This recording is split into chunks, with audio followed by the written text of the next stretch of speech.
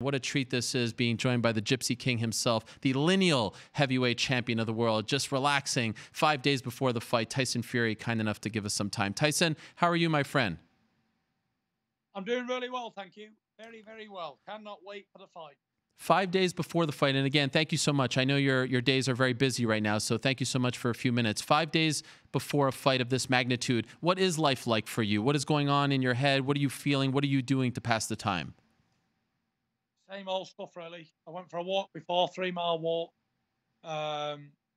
Eating, sleeping, recovering. That's it, really. I'll do a little workout tonight.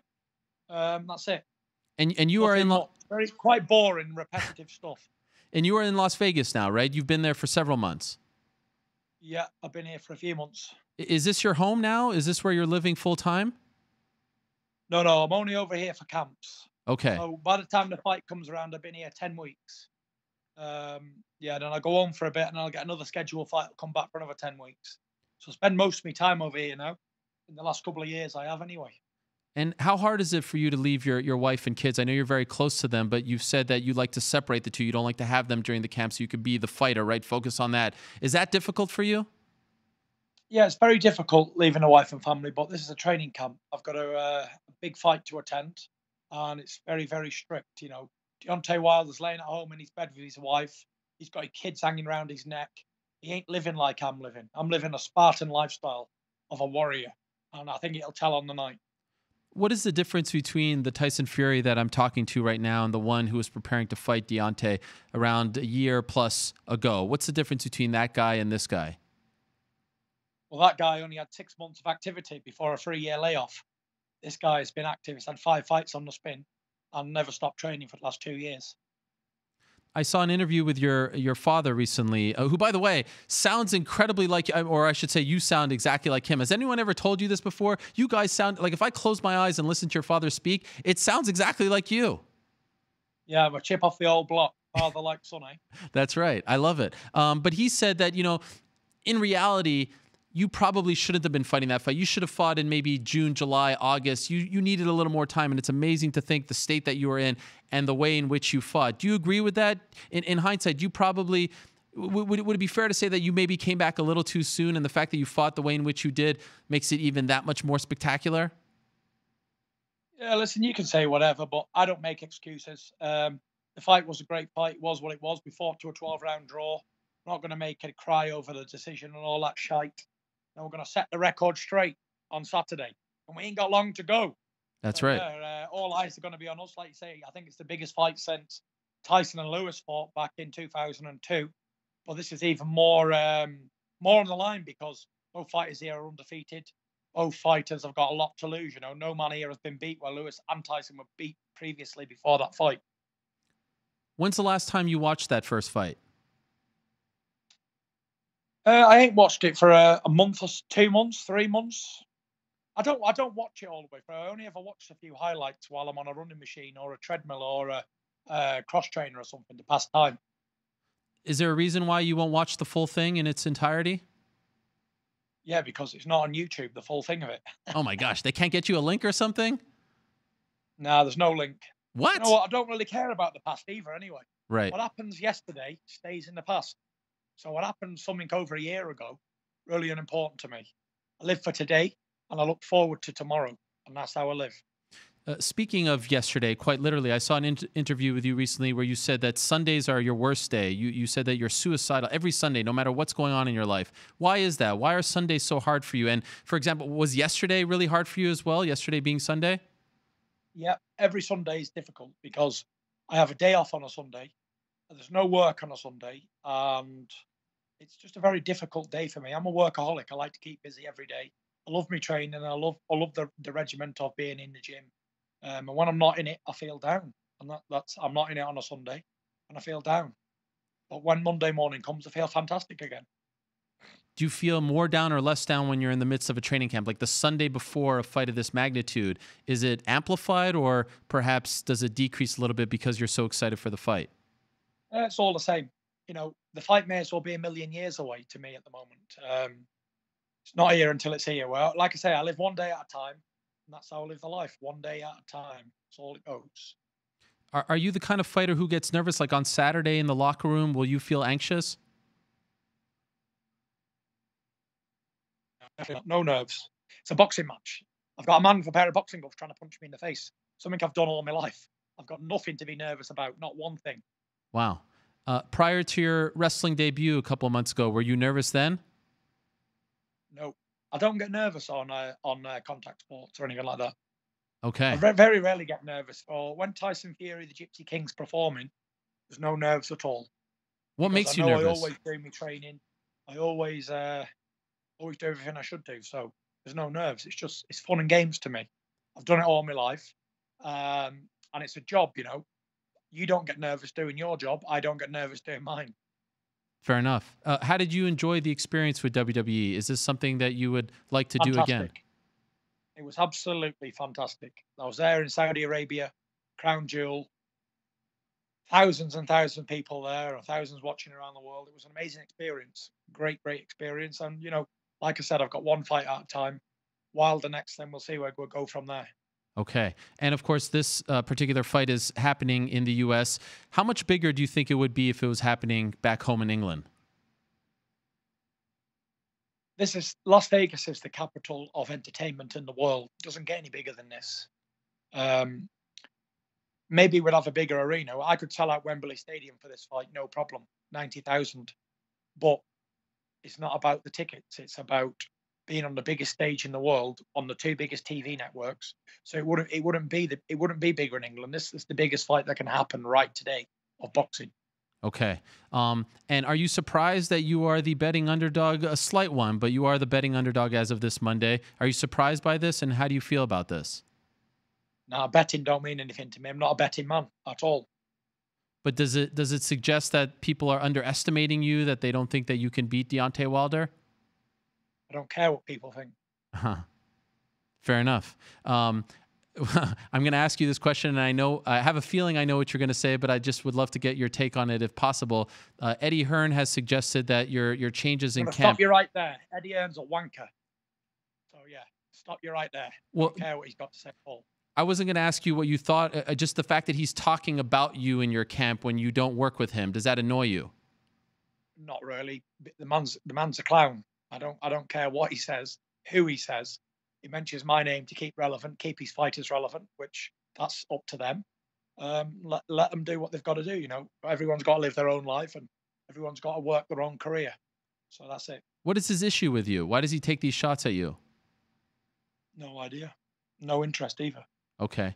The cut man that you had for your last fight in the fall, are you having that cut man in your corner for this fight as well? No, I've got Stitch Duran in the corner this time. Ooh, the legend. Just in case. Is there a reason why you made the switch? Because I thought that individual did a great job. Yeah, but you know, if you want the best in your business, you got to hire them, haven't you? Yes. Simple. Is this your first time working with Stitch? It is, yeah. The former Klitschko cut man for so many years. Hopefully, he doesn't have a job on the night. That's right. That's right. Absolutely. I know you said that you didn't watch the first fight in its entirety, but there are some who suggest that maybe, and Deontay has said this himself, that he will come with a different kind of game plan, be a little more relaxed, use his jab a little more. Do you subscribe to that, or do you think he fights a certain way and it's very hard for him to change that way? You know what? It's not important, or it doesn't matter what way Deontay Wilder fights. I'm not focusing on that. I don't watch Deontay Wilder. I don't care what he does. It's about me, what I do on the night. You know, it's not about what the opponent does. The opponent's there to give me a fight, not the other way around. That's it. Will your game plan be different for this one? I'm not asking you to tell us what the game plan is, but are you attacking this fight in a different way than you did the first fight? You'll have to see on Saturday night. Okay, fair enough. I know you were in attendance for UFC 246. That was your first time at a UFC event. You told me that. What did you think of the spectacle of the show? Did you enjoy it? I thought it was an amazing show here at the T-Mobile in Las Vegas. It was an amazing atmosphere, and it was great to be there. Yeah, what did you think of Conor's performance in particular? I thought he done very well. You can't get any better than that, can you? A first-round knockout. That's right. Have you ever seen shoulder strikes like that before? Perhaps you can utilize that in a fight. It's not illegal, right? It's definitely legal in the boxing ring, yes. Well, if you kind of just slip it in there, right? A little. I may as well kick him right in the nuts hard as I can. rather Okay. than use the shoulder. Same effect, same thing. I get chucked out the ring, disqualified. Fair enough. And when you were there, when you were watching the spectacle, I know you've sort of flirted with this idea of doing one match in a cage. You told me last time we spoke you don't want a real MMA fight per se, but a match, 4-ounce gloves in a cage, but boxing rules. Did it pique your interest a little more? Did you change your stance on that? How did you feel afterwards? Oh, listen, I'm still open to it. But like I say, one fight at a time. I've got so many gates open to me at the minute. I can probably do anything I want Yeah. after this fight. So I'll have to sit down and go through what's the best for me. Is that overwhelming to have the world is at your your fingertips? You have the whole world in the palm. You can go in so many different directions and make so much money. At times, can that be overwhelming? It could be if I was a person who could get carried away with all that sort of stuff. I'm just a simple man, and I only want to be a simple man forever. When you have moments like the moment that you had last week with Bob Arum, the legendary Bob Arum, you took a photo in front of a photo of him and Muhammad Ali. I mean, look at this snap right here. This is incredible stuff. What do those moments do to you? Great moment, you know. Bob's a legend in the game, as is the guy behind and on the picture as well, Muhammad Ali. So, you know, working with Bob's is fantastic. The experience he's had and the people he's seen and boxers he's met is unmatchable. So it's a great match. You know, me and Bob work well together. Um, he's very complimentary of me as well. Did he tell you stories about promoting Ali and what he was like in his prime? Yeah, he told me he was a great guy to work with. They had many good times together. Wow. I read something about you that I was fascinated by. You say you only use your phone for an hour a day. Is that true? That's true, yeah. Why is that?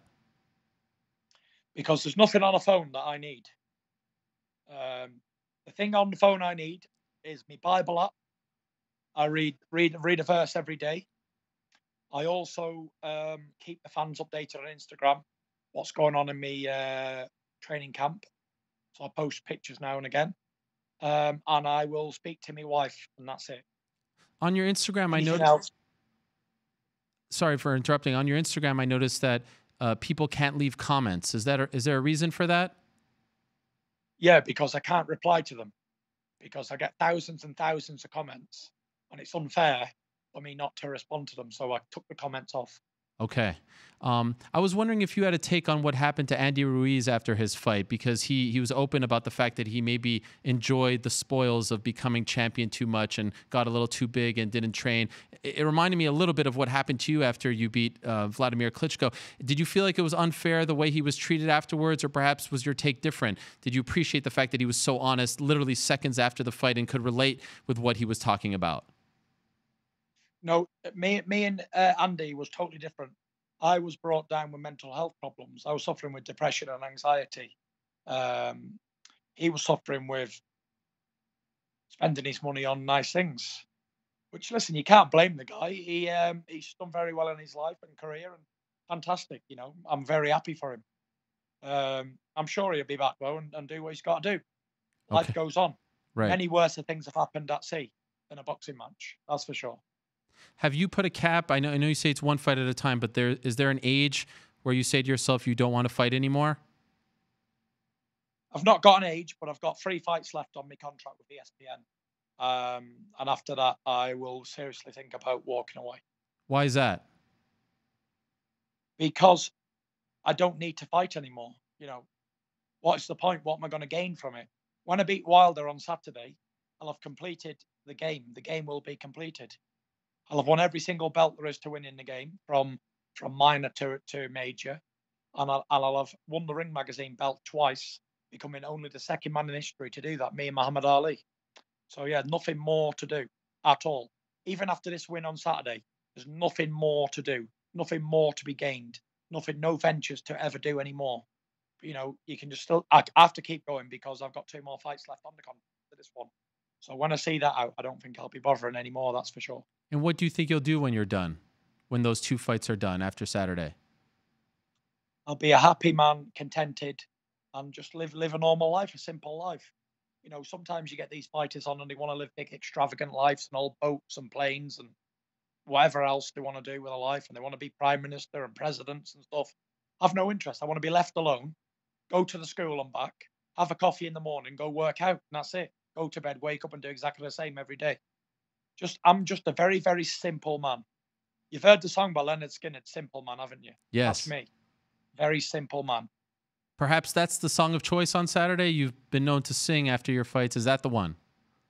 That's not the one, no. Sorry. Oh, But there okay. will be one when I kick his ass on Saturday night. Definitely going to sing you all the song. Oh, there is one. You've already picked it out. No, I don't pick it out. It's whatever comes to me on the night. Okay. Can you get so if I ask you right now for a preview, there is no preview to be had. There is no preview because I don't know what I'm going to sing until I get there. Will your wife be Until in the the fight's been won, will your wife be in the ring after the fight? probably. Okay. Good. And so just curious, I saw that footage of you right there. You look to be in phenomenal shape. How much do you expect to weigh on Friday? Anywhere between 265 and 270. Okay. You seem to be in great spirits right now. I mean, your face is so svelte, no beard. I mean, I just saw you skipping rope over there. Hardly recognized you. You're looking like a middleweight out there. You know, I'm heavier than I've been in my last few fights. Really? Last fight I was 251 pounds. I'm heavier but leaner, if that makes sense. Yes, that does make sense. We saw that with a fighter named Derek Lewis recently. Same weight, but just look completely different. So I guess that's the same for you right now. I'm working with George Lockhart has really improved my the way I look and the way I perform as well.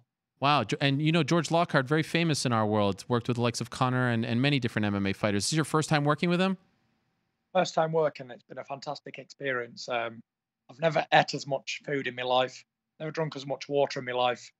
Everything's going really, really well, to be fair. George is a great guy. Okay, so this is someone that you'll continue to work with if all goes well come Saturday? 100%. All right. Before I let you go, can we get an official prediction? How do you see it going down on Saturday? I see the Gypsy King victorious, becoming WBC champion, the Ring Magazine champion, and defending my lineal championship. Amazing. You know, it's amazing for a young man who was born prematurely, whose father named him Tyson. You're about to have a legendary moment in the fight capital of the world on Saturday, and like to know your story and everything that you've overcome. I can't imagine what life is like on a Monday after. Here you are, just lying on your bed, and on Saturday the sporting world is going to be transfixed on your fight against Deontay Wilder. It's just an amazing thing what you've had to overcome and everything you've been through. So I want to wish you the best, and thank you for giving us some time here this afternoon, Tyson. I really appreciate it. Thank you very much. It's been an amazing experience, an amazing journey, and I cannot wait to put a show on for everyone on Saturday. Hello, everyone. It's Ariel Helwani. I just came here to thank you for watching our ESPN YouTube channel. It's the best. You know what else is the best? The ESPN app. You can get highlights, analysis, all that stuff and more. And if you want premium content and live streaming sports, there's only one place for all of that. It's ESPN Plus.